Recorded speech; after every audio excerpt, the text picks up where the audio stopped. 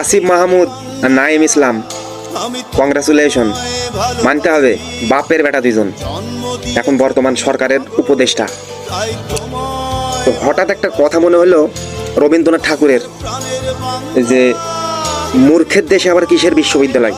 তো আগে কথাটা খুব খারাপ লাগতো, এখন এতটাও কথাটাকে খারাপ লাগে না। কেন? যে কোঠা আন্দোলনটা ছিল যে কোঠাতে নয় মেধাই চাই। তো আসিফ মাহমুদ আর এই নাইম ইসলাম এরা দুইজন কি কোঠাতে হলো না মেধাতে হলো? মেধাতে তো হয়নি। 5 দিন আন্দোলন করলো, সরকারের পতন হলো, নতুন সরকার আসলো, তাদের উপরে খুশি হয়েই এদের দুজনকে নেওয়া হলো উপদেষ্টা হিসেবে।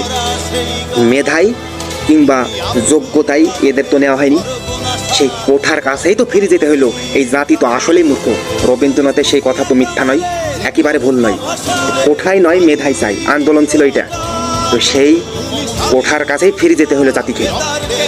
তাকে যখন প্রস্তাবনা দেওয়া হলো যে আপনি উপদেষ্টা হন, তো সে তো বলতে পারলো না যে আমার যোগ্যতা নাই, আমি এখন পর্যন্ত তার যোগ্য না, আমি উপদেষ্টা হব না। যে উপদেষ্টা হওয়ার যোগ্য তাকে তিনি।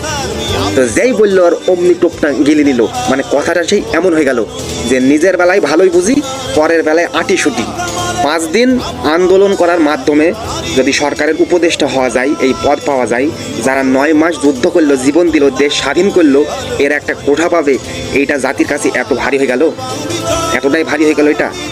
আমি কোনো কোঠার পক্ষেই ছিলাম না, তো তখনও কোঠার পক্ষে ছিলাম না, এখনও কোঠার পক্ষে নাই। তো নাইম ইসলাম এরা দুইজন তো কোঠায়